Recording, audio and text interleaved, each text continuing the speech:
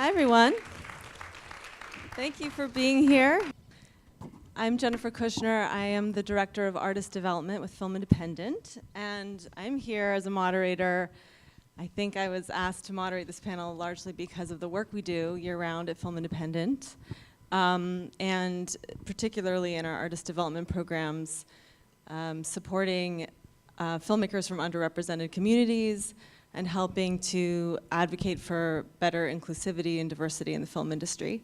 I'll just quickly introduce you, and then I'll let you guys kind of talk a little bit about yourselves. Let's see, starting with Julius Tennon, who is the co-president of JuVee Productions, which he founded with his partner and wife, Viola Davis. Sydney Freeland, who is a writer-director. She made 2 features that went to Sundance, Drunk Town's Finest and Deidra and Laney Rob a Train, and also Emmy-nominated for the web series Her Story. Amy York Rubin, who is a creator, director, performer. She created a web series called Little Horribles and Boxed In, and you're working in television and across platforms, digital, television, cable, writing and directing. Valerie Red Horse Mohl, who has a film here in the festival called Mankiller, which is incredible. I'll let you talk more about your work, but congratulations on the film. And Aranda, who is also an Emmy-nominated producer and filmmaker, working in documentary and fiction, and and Marvin Lemus, who is a Film Independent Fellow and recently created a web series called Gente-fied. I just want to start with each of you, if you could just talk a little bit about where you're from and your entry point. Like, what made you want to get into this business? What inspired you to do that? I hail from Austin, Texas, and was a football player in college and also acted. And always had the dream to pursue my career in theater and movies. It was really the love of theater more than movies. But finally moved to LA in '94 to pursue that. And it's been quite wonderful. And then 7 years ago, there came a need after Viola's career started taking a different trajectory. And we needed to start a company so we could find those stories, kind of much like what we're going to be talking about today, so we could find those stories for a woman of color in an industry that you're not going to find a lot of those stories unless you go out and procure them yourselves. And so that's what we did, and we started JuVee 7 years ago, and our big moniker is a voice to the voiceless. So we want to highlight artists above the line, below the line, and diversity is good, inclusion's better. Yeah, I'm from New Mexico, Native American, specifically Navajo. I grew up on the Navajo reservation. And so I would say my entry point is basically film didn't exist for me growing up. And I went to school to study painting and drawing in college. And along the way, I was exposed to, like painting and drawing is like sort of all that I knew. But in college, you're exposed to all sorts of different mediums. And my final semester of undergrad, I took a class called like video or something like that. And, not to sound cheesy or anything, but it was like, oh, this is what I want to do. It was like, there were sort of things, I had studied art, and there were things that were sort of applicable to film. And I think that was my introduction to it. I've sort of said, like, it's like, it wasn't like I saw a movie and then it was like, oh, that makes me want to do film. It was like the process of filmmaking that made me say, oh, this is what I want to do. I'm from outside DC, and my entry point into this was sort of a circuitous path. I used to work in politics, and I was not in this world at all, actually. I was always sort of like half 1 foot in, 1 foot out. But I had gotten into politics because I cared about certain issues, mostly, just I wanted to see more women in certain places. I wanted to see, I was just a feminist who cared mostly about women's issues, and I got into politics thinking that was the place for me to change the world and do something meaningful. Found out politics is not a place where that happens. That's a place where dreams die.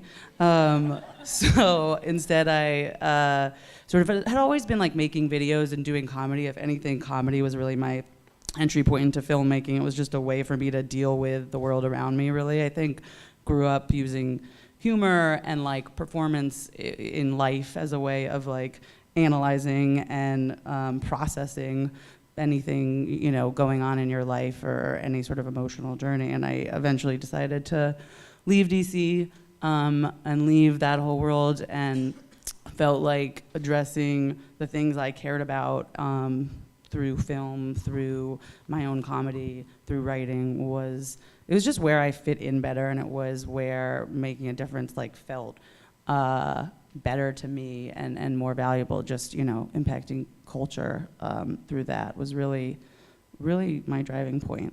Thank you so much for including me.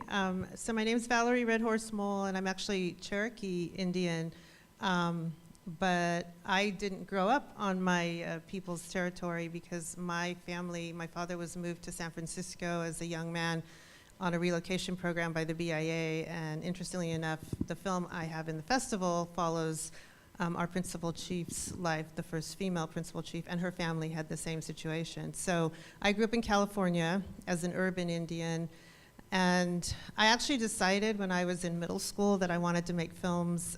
It was the anti-drug campaigns that had like Red Road to Sobriety, and I just saw, I saw people's lives change because of the film, and nothing else worked. So I knew there was something about the genre that drove people to pay attention and change their lives. And so I knew I wanted to do it from a very young age, and went to UCLA, majored in film, made my first feature that went to Sundance, but it was independent. It was financed by an Indian tribe.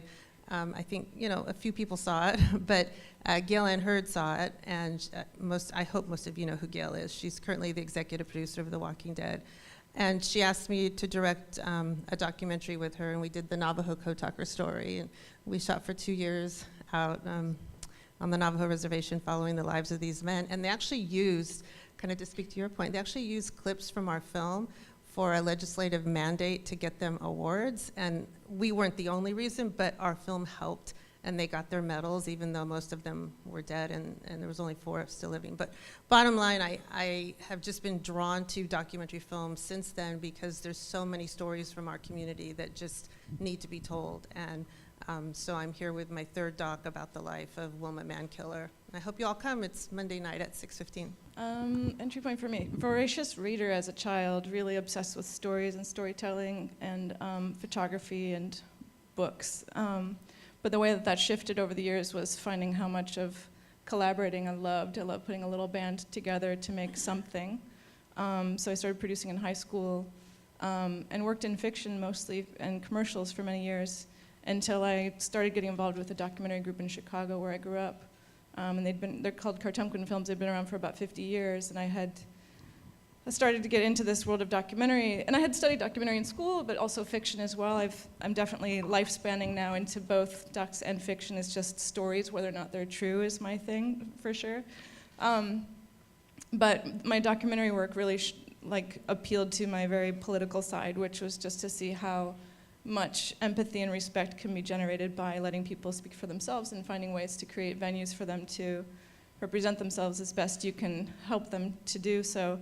And then there's just definitely in the last few years been a push-pull between fiction and non. So working in fiction in the last couple of years has been, it's fun. I think people in both camps think that the one is easier or better than the other, but they're both really hard because you're messing with people's lives in some way. But I still love the collaboration still brings me back. But yeah, books started it.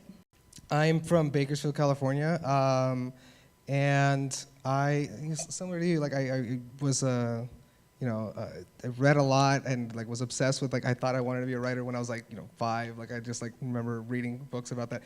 But when I was 8, had a sleepover at one friend's house, and he was making videos with these little rag dolls, and he had a camera, and that was something that we couldn't afford, and it was the first time I had a camera in my hands and used it, and I was like, this is it. I loved watching TV, I loved movies, and I was obsessed with that. So since 8, I was like, I'm gonna direct movies.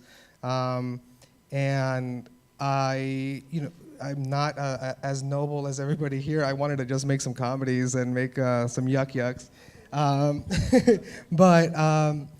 Thank you. Yeah, so I went to film school out here, and after school just got into making a lot of digital shorts. I didn't know what the hell I was supposed to do, how to get in, how to continue making stuff. I didn't have money to shoot, but I had a camera, so I just kind of kept making shorts and working with different YouTube channels, making sketches, and that led to branded work.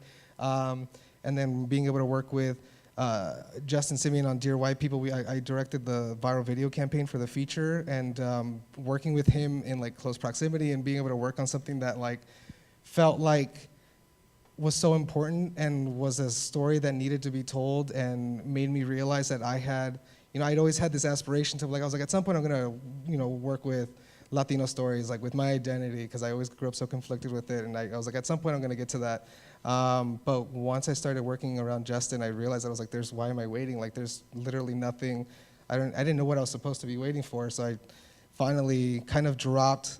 I started to move away from all of this sketch comedy stuff and started working on trying to tell my stories and to feature Latino characters in a way that like I just never really saw growing up. And that was has been the driving force for the last couple of years in the work that I'm doing now.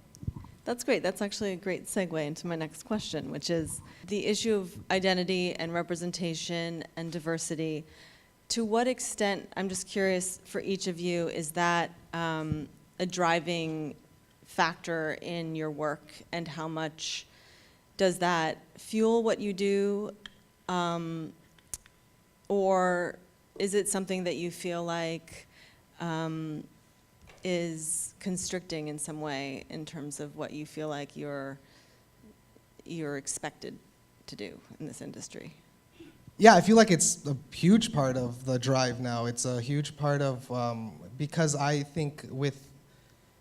know firsthand like the negative impact of not being represented accurately. Like I grew up my entire life wanting to be white and rejecting my culture and my identity, and my parents are both immigrants. I'm first generation. I'm the first one here. Like they barely speak English very well. Like I still sometimes can't understand what they're trying to tell me. And I wanted to.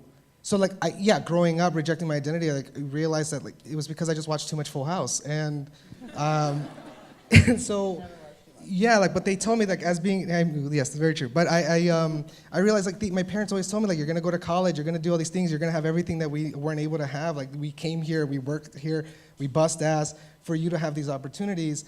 And when I would watch TV, the only people that looked like me were cholos, they're gardeners, they're in jail, they're in the cartel, all these things. I'm like, I don't want to do that. I guess I have to be white in order to have that stuff.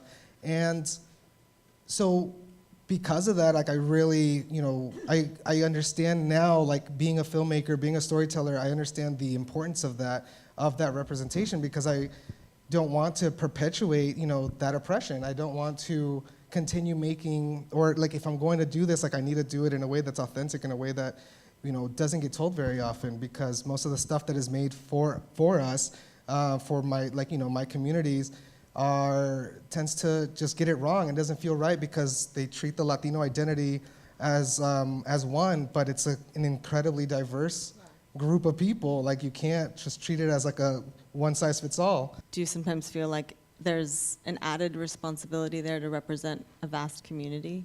I think more than anything, I'm trying to explore and reconnect with my culture and reconnect with, because I've wasted a lot of years running away from it. There's relationships that are weak that I don't have, because there's years that I refused to speak Spanish, when I was a kid, and because I hated the color of my skin. And so I through the work that I'm doing now, am just trying to get back to it. I'm trying to just kind of be proud of who I am, and then I think in that process, being able to better see the struggle of my people, of mi gente, and to, what was the other point? I had another one, but yeah, I think that answers that question. I have a backup thought. As a stealth Latina, so I'm mixed race enough, and also my father always called me his most Anglo child. Of the seven of us, my father's an immigrant from Mexico as well, but for me, I have this weird thing where I can roll stealth a lot of places. Some places I'm the brownest person, sometimes I'm the whitest person. but nobody can ever really tell where I'm from, which is weird because like you shouldn't say racist shit around anyone anyway, but that it's amazing what people will say around me, I think, because they can't tell. I don't feel a responsibility to like represent the largest chunk of my bloodline, which is Mexican, from both sides. But I do feel viscerally how important it is to give people opportunities to represent themselves and to not make decisions about them, because we all have, I mean, that's what 23andMe is for, is to break down all of your family legends and let you know what you really are genetically. But culturally, I think we all have these worlds that we live in. Like, you want to be white for a while. Everybody thought I was Greek or Italian when I was a kid. All my friends were Greek and Italian. You know, it gets mixed up, but the enormous responsibility to represent an entire group is impossible. To represent all Mexicans is impossible. Like, so for me, sometimes I have to calm my brain and say, like, what can I do today? Even like on the show that I just worked on, I had to fight hard to make sure a couple of characters just got a name, you know, instead of like a physical description. And I felt like that's what I could do today. It was like, those guys got names, you know. So I have just a whole different perspective being American Indian, I think. I don't think any filmmaker should feel a responsibility to do fill in the blank other than make good movies about good characters. So I don't want to put that on anyone else, but I would say what happened with me is my first film, as with most writer, director, producers, was about my life. So therefore it was a film about an urban Native girl finding her identity. And in order to support my habit of filmmaking, I work with tribes every day. So I've worked with 150 different tribal nations in America on economic development, and they have come to me and said, we have stories we want to give you. So now my development side of my office has all these stories from the Native community. The first human rights trial of a Native man who was told he wasn't a human being and didn't have the rights under the Constitution to even sue for human rights. I mean, things like that come to me. So now I have to say a resounding yes. I feel that responsibility. I don't think everyone should, but I don't want to tell any other stories because there's so many. And we suffer from not only being stereotyped, but from being absent. I mean, if you look at the numbers when they come out from DGA or Writers Guild or Screen Actors Guild, it's, you know, Black, Hispanic, and then you have other, and then you have Native American. We're like negative 0.03. You know, I mean, it's tough when I also work with kids and youth in our community, and I'm sure, you know, you probably have some experience with that too. We have some really serious problems on the reservations with poverty and unemployment and drugs and suicide and meth, and our kids need to see positive role models. So that's why I'm so thrilled that the film we have here is an incredible, strong female role model for our kids to see. So, you know, the answer for me is a resounding yes, and I want to continue to tell Native stories. Yeah, I mean, I think like what everybody is kind of touching on is like, there's sort of some conflict sometimes in this question because, like Marvin, you know, I think I often say and actually like really believe that if I had growing up on the TV that I was watching, you know, if I had seen like just like every once in a while a woman in a role that like wasn't really thin, I think my life would be different. Like if I saw a body on TV just like once a week of a lead role that was a full human that was like that, I think my life would totally be different. I think a lot of people's would.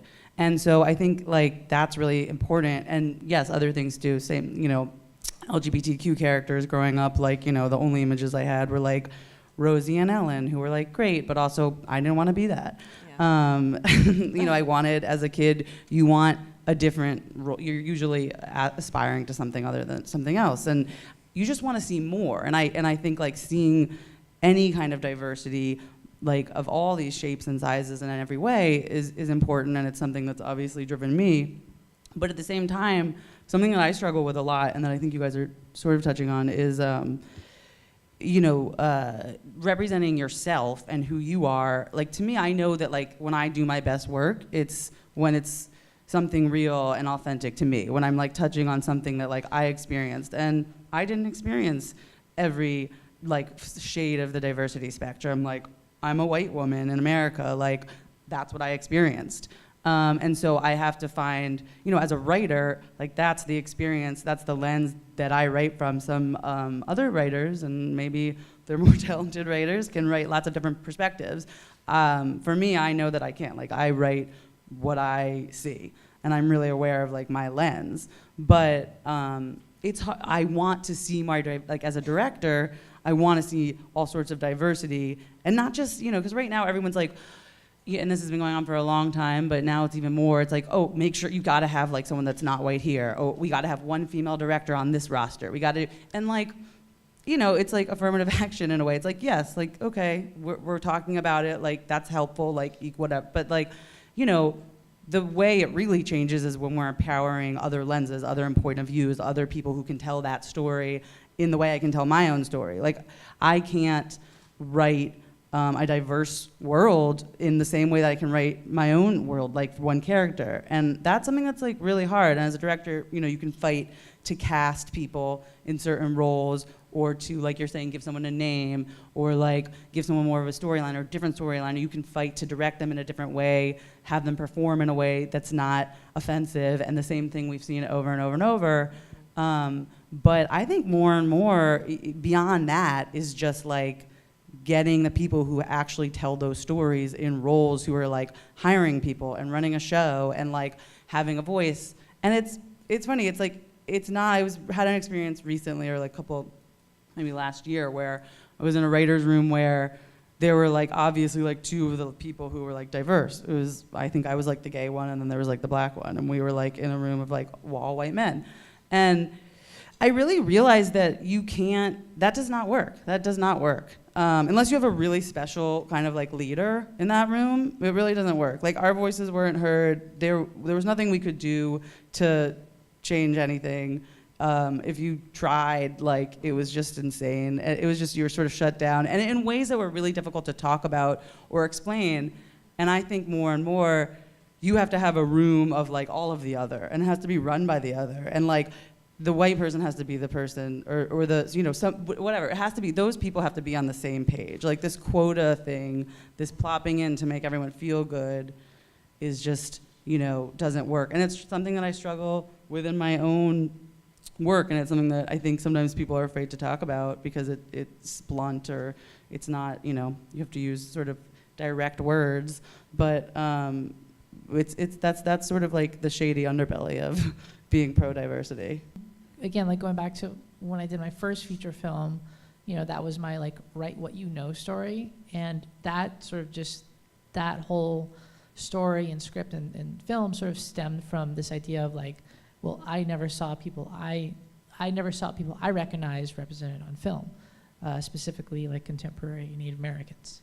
Then to take it one step further, I never saw like Native Americans that were just like concerned about like like getting by, or like they couldn't just be teenagers in high school going through something.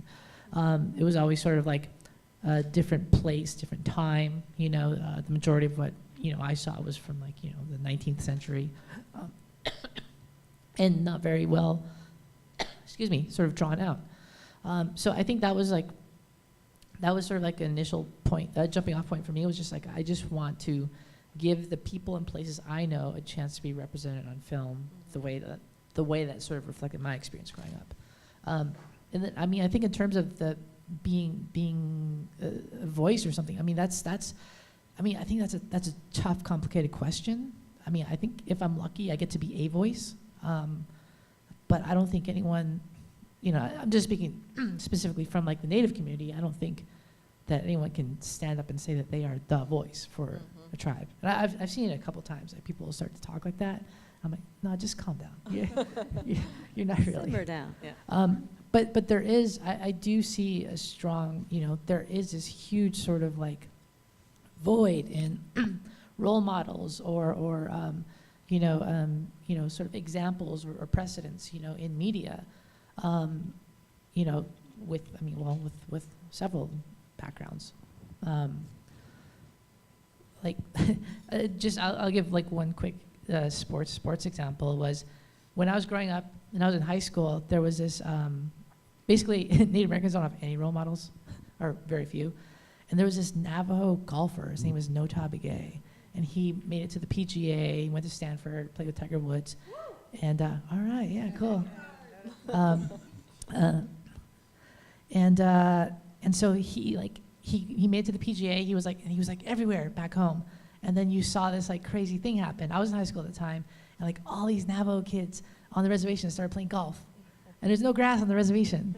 It's like kids with like bent clubs, and they're hitting golf in the dirt, or they're hitting golf balls in the dirt, and So I think there is a thirst, there is a void there that can be filled. Yeah, and for us, with Viola's voice being, I'm always thinking, when we're talking about diverse voices and stories and all that stuff, and where we are in the zeitgeist with all this stuff, because it's all all the buzz that's going on. And it's simply, it's a pipeline issue. And so then if we talk about diversity, then we don't include people, then they don't get the opportunity as much. And it's not so much about making sure or meeting quotas, because Hollywood does that. It was touched upon just a moment ago about the reports. Everybody's got those reports. Annenberg, USC, they do those reports. Everybody knows, how women aren't really represented, how minorities just across the board. And so then when you talk about giving opportunity, you're talking about a swath of people. And so it's a pipeline issue, because people want opportunity, but opportunity less access is, you know what I mean? And so then where you can find that, you can't beat people over the head to get people to say, oh, I'm gonna meet this quote, I'm gonna put these people, but you work with the people that want to see those changes happen, and then you get in, and that's how change starts. It starts with links. So I pay it forward to you. I give you an opportunity, then you help somebody. Mm-hmm. It's all about all of us helping one another. It's not one person that's gonna make anything change. It's about being, if you're talking about it, be about it. So when Viola is talking, Viola's never talking at people to make them angry. She's always talking at people to make them feel something, so that you can feel an empathy, so you could feel like, oh wow, what she's saying makes sense. So when I'm thinking about narrative, when people of color are creating narrative, and you want to, have people involved that are different nationalities, we talk about a broad spectrum of humanity. That's all of us in this room, every last one of us. Forget about color. Broad spectrum of humanity is everybody. And the industry is changing, because they know that people want to see themselves represented in whatever way that is across the board. And it sells. And Hollywood is about money.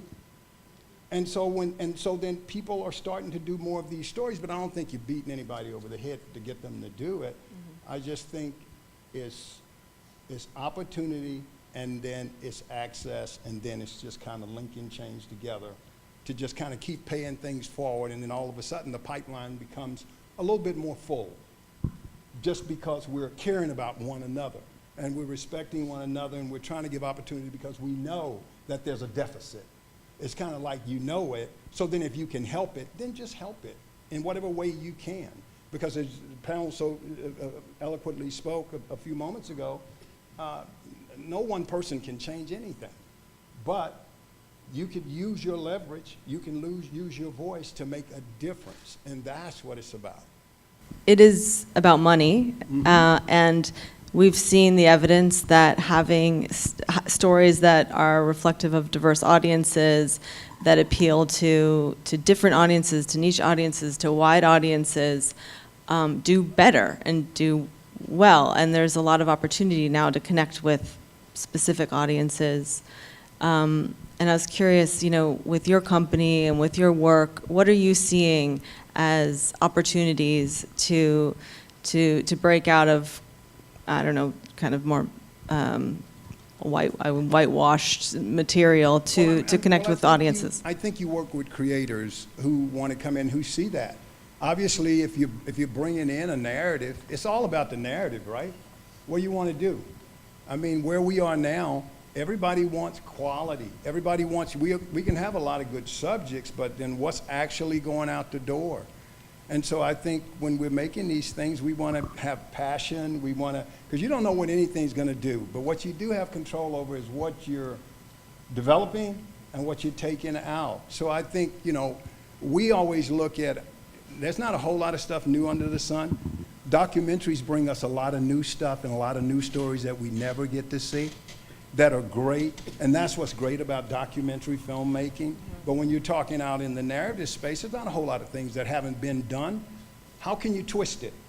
What is it that can make that story a little bit different so it resonates with a different audience?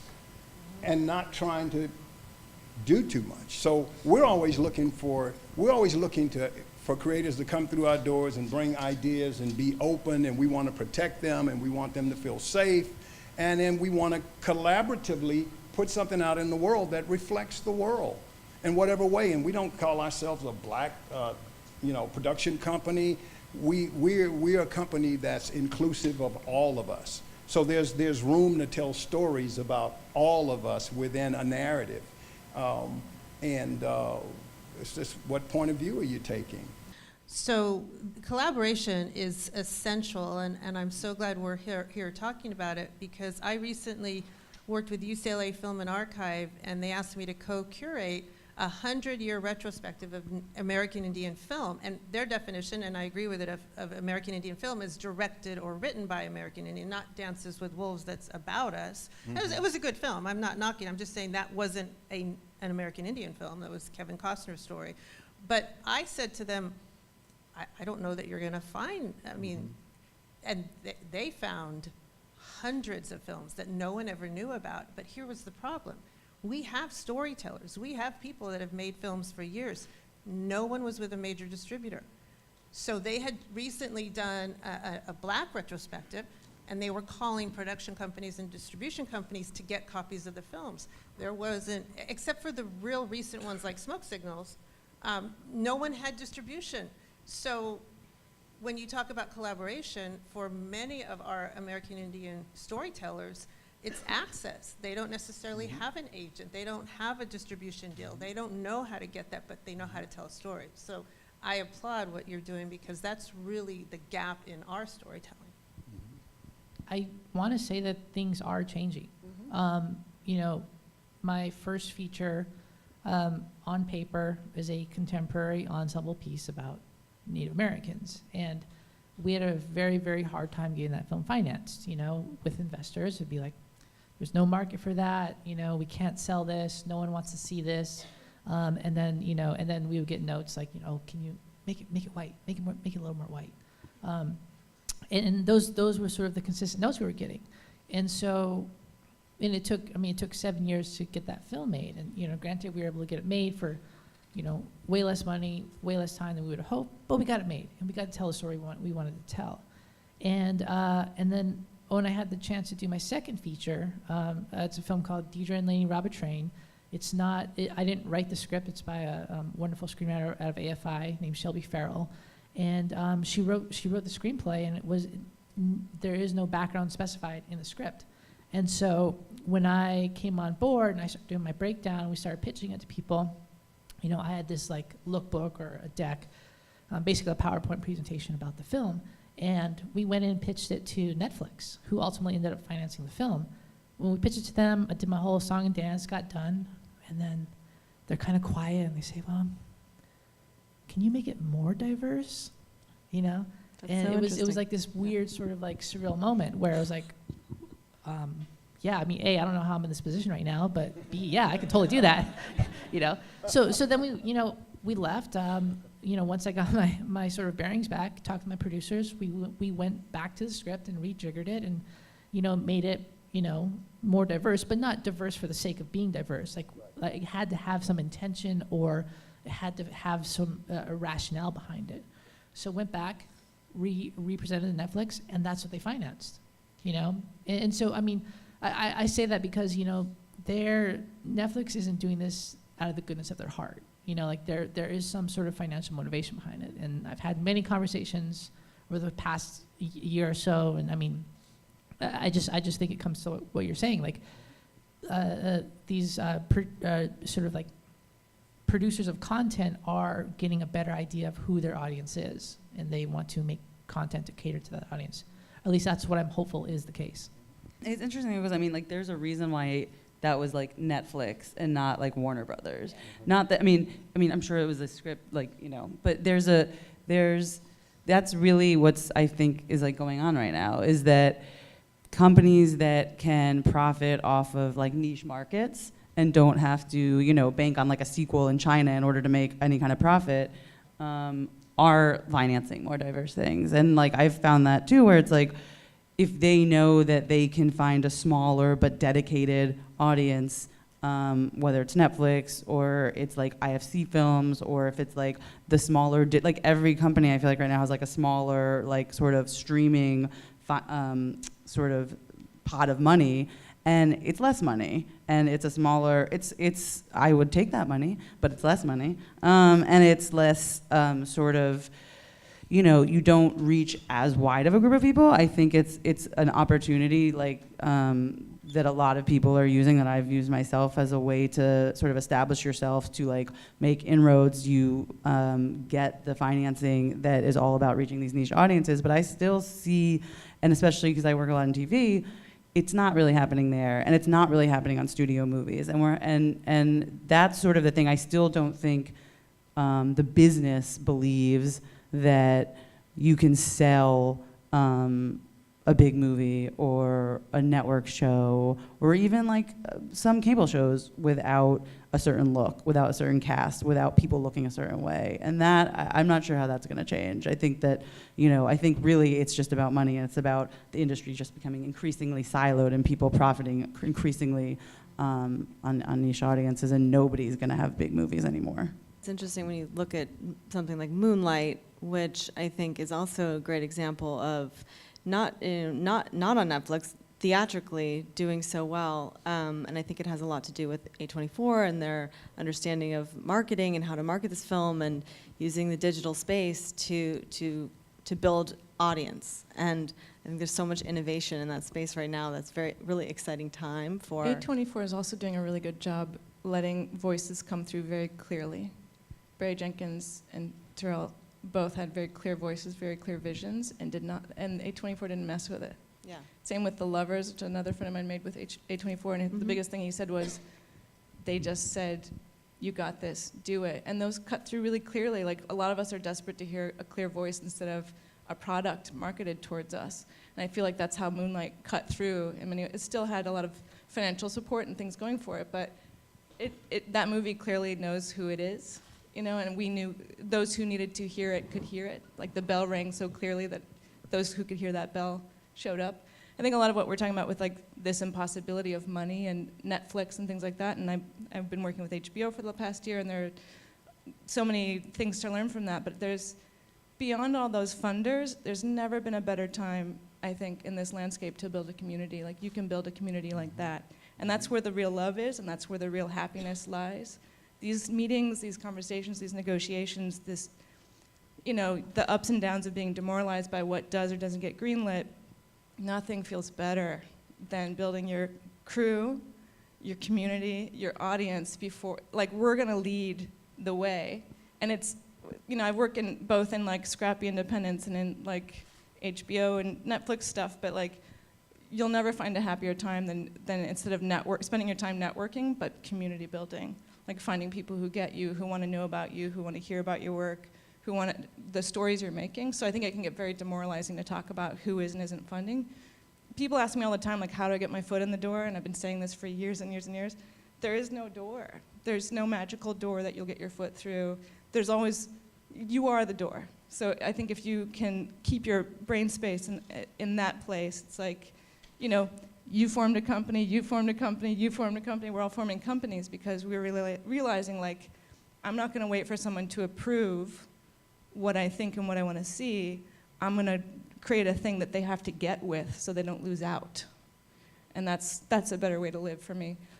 Everything I've learned in the last 20 years of producing has landed on this at 41 is like, oh shit, follow us. Like, I hope you guys can catch up soon. And that's what I think Netflix is doing when they're starting to like ask for these kinds of things. They're like, oh, we're gonna grab this marketplace because, you know, the big movies are gonna be these big lumbering dinosaurs till the end. They're gonna unfurl their slate of garbage every summer.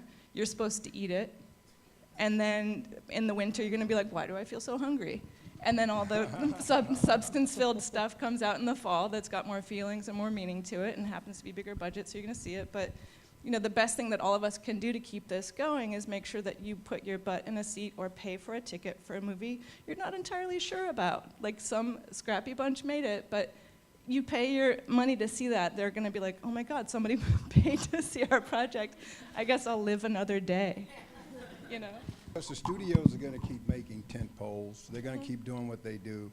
Their business affairs, it's a lot more complicated when you start talking about studio, but, because that business is a big business, and so they have to do those kind of movies to support just kind of what that structure is. I mean, that's a whole different thing.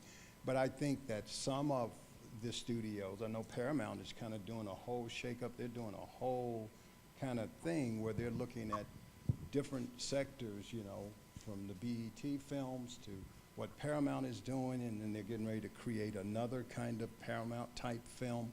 So they're looking for these niche films because they know that there's an audience out there. There's proof in the pudding that diverse audiences are going to movies like crazy. And so there's stuff out there. But as speaking to your point, the studios aren't, it's a harder nut to crack in the studio. It's like Netflix can preemptively buy something. I just sold something to them. Preemptively, we didn't have a script, but they liked the idea. They can do that, and then they can get it moving a lot faster, because when you're going through that studio thing, it's a whole lot you could end up in development hell. It could take a long time to get that thing done, especially when it's diverse. When it's diverse. But the Netflix of the world and all these other players now, listen, technology is changing everything, y'all. Y'all know it. Everybody's looking at looking at their phones, looking at tablets. It's changed everything. And so people are now with binge watching. So the Netflix and all these different people of the world, they can do a 10-episode thing, and if they like it, they do 10 more next year. And then they do 10 more next year. It's just changing the way we're viewing, changing the way we're consuming, and they want to get all of that audience. They want everybody. And so that's what they're doing. And I think it's a good thing. So there's opportunity. There's opportunity for us to get out there, get our stories out there, meet with people, build that community. It can happen, because there is no door. You're absolutely right. There's no door. There's only you. And you just got to go through that door. You got to figure it out and just go do it. Whatever it is you want to do, you have to do it. You can't wait for people to do for you what you can do for yourself. So eloquently. You are the door. We have a few minutes left, and I have so many more questions. I guess what I'd love to maybe wrap up with is advice from you guys for emerging storytellers, for people from underrepresented backgrounds in this industry. Tell your truth. Tell your truth. Be passionate about what it is you're doing. Believe in it. Go towards the people who have the vision you have. It's your vision, right? It's your story. Take care of it. Be serious about it. Make it the best it can be. I always think that the narrative is going to win. If you have a great narrative, people are going to pay attention to it. So make sure that your product is fantastic. It's like it's almost undeniable. You have to feel that way about it. And then you have to work with the creatives who want to see that. You take it in, they get excited about it. Anybody that's going to get excited about what it is you're doing, that's where you want to be. But you want to be strong in your vision, and you want to wrap yourself around people who care about that vision and then move it forward. Stay with it and get it done, and stay with it as long as you can. You can love something for a long time. Love it as long as you can love it, because sometimes you can love it and you kind of have to leave it, because this business is hard. So you can love something for a long time and work, and then it doesn't, then move to your next thing. Just stay passionate about what it is that you're doing, and something will break through. But you have to be the guiding force behind that to make sure that your vision is seen and your passion is felt. Yeah, I think going back to my first feature, we were fortunate. We played at Sundance. We sold international. And the whole thing with getting a Sundance is like, oh, get distribution. That's kind of the holy grail. So we came out of Sundance. But didn't make a sale, you know. And for me, having no perspective, I was like, oh man, I let everybody down. We didn't get distribution. I failed, you know. And then we were going out to distributors, and we couldn't get anyone to come on board. And we found ourselves sort of 6 months after the festival, and we were sitting there, still didn't have a distributor. And sort of I found myself in this place. It was kind of sort of, you know, kind of feeling sorry for myself, kind of a little bit, you know, like, you know, why isn't anyone coming? Why isn't anybody coming? And my editor on my first feature was, he said something which I found to be very helpful, which he said, look, he said, nobody is going to care about your story as much as you do, you know? And so if you really want it out there, just go find a way. And, you know, I guess that was the sort of kick in the butt that I needed. And, you know, we sort of got together with my producer, we talked about it, we said, okay, well, we have the film. We're not beholden to any sort of like business model or whatever, so why can't we just put this film in theaters ourselves? And so for us, our LA, New York, San Francisco was Arizona and New Mexico. So we literally called up theaters, got a theater in New Mexico. They said, we'll play it for a week. The film ended up running for 5 weeks. And then based off of that, we went to Arizona. We called a theater chain, and we said, hey, can we play this film? It just played for 5 weeks. They said, we'll give you 2 theaters, one in Phoenix and one in the small town called Flagstaff, which is a university town. Long story short, it ended up running for 6 weeks in Phoenix and 5 weeks in Flagstaff. And we came out of that, and then all of a sudden it was kind of funny. Like, there's some emails in our inbox a couple weeks later, and like, oh hey, we're a distributor, and we wanted to know if your film was still available for to get picked up. But you know, ultimately we were able to get someone to pick it up, and that was great. But I think sort of the moral of the story for me is like, nobody's going to care about your story as much as you do. You know, so don't expect someone to come and save you. Don't expect someone to like do anything for you. You know, if you can have that mentality, you're giving yourself the best chance at success. Probably something that ties all of us together, which is just the Nike slogan, just do it. I mean, basically, is what we're all saying, is similar. Like, I mean, one aspect of that I see a lot, and that I think, you know, I have a lot of hang-ups that could potentially have stopped me from doing anything. But one thing that I think I don't have is I'm not really afraid to fail. I'm not really like, I've just never had that. Like, I have a lot of other bad qualities. That's not one of them.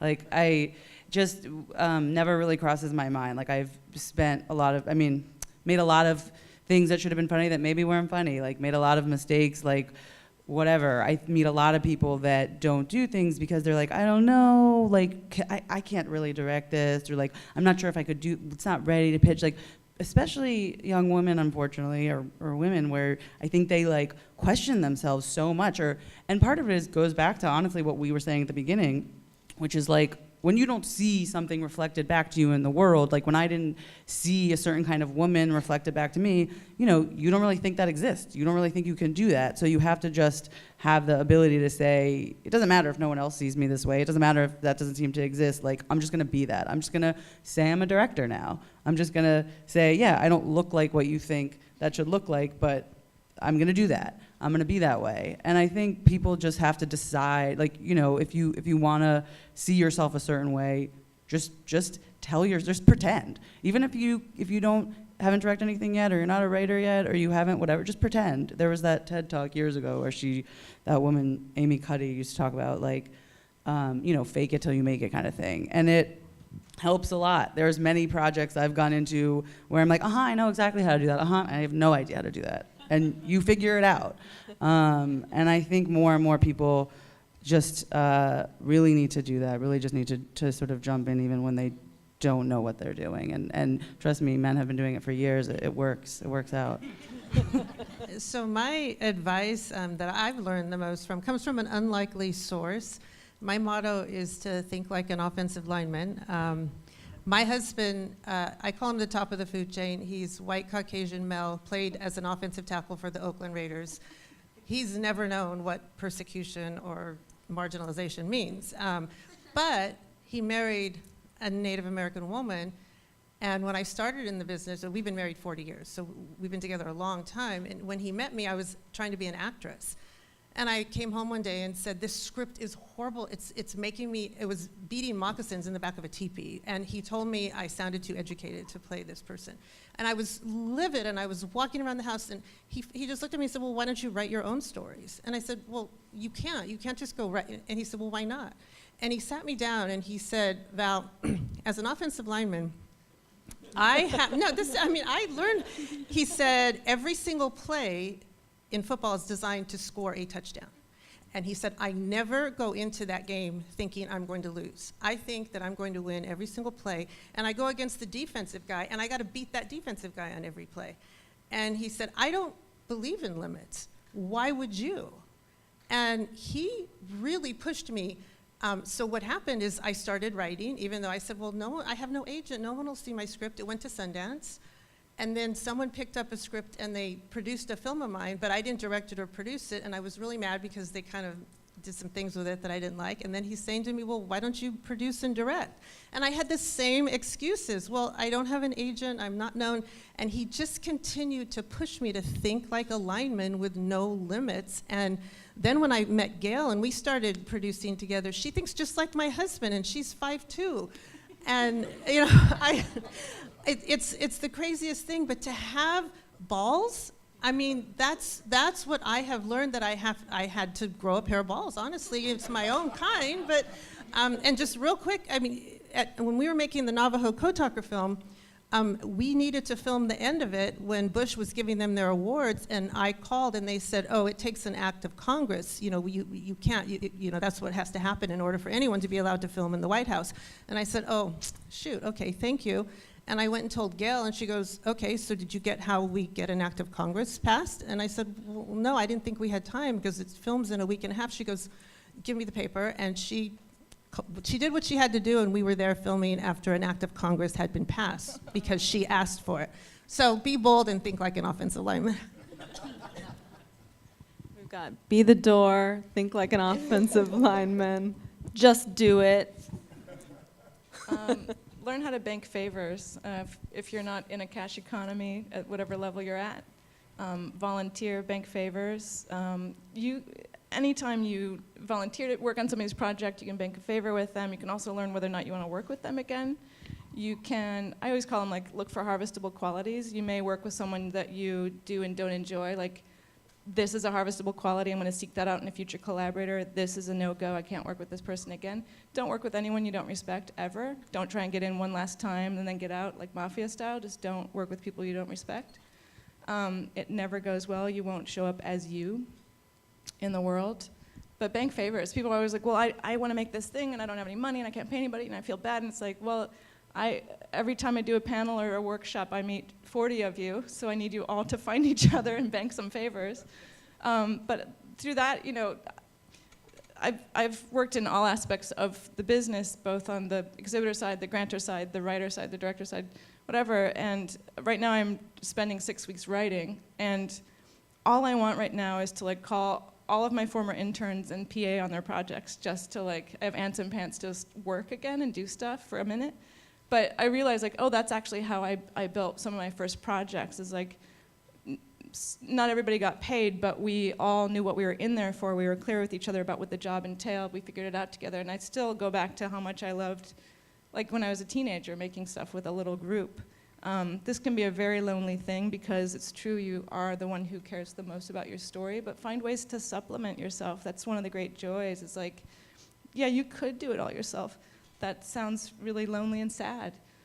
So supplement yourself. And the other thing is to learn, I think being the child of an immigrant, I think helps with this skill, and I've been working since I was 14, but you've got to learn how to be frugal. You gotta know how much things cost. You gotta save your pennies, like you gotta be scrappy about it. And even like, as I've bumped from like a $5,000 budget or a $500 to a $150,000 budget or $1 million budget on projects, I know what every single little thing costs, and therefore I know how to defend it when I'm asking for more money. When people are like, oh, but you could do it for less, right? It's just like, no, because I know exactly what that costs. I want to do it well, and here's why. It's like in a restaurant, if you work every aspect of that restaurant, you can run it someday because you will not waste a penny or a person. And that's filmmaking too. Just run it like a small business ready to get into a boom time. Great. My advice might be a little less practical, but I think might be the hardest piece of advice is to learn to love yourself. And I think everybody's kind of touching on that in some way.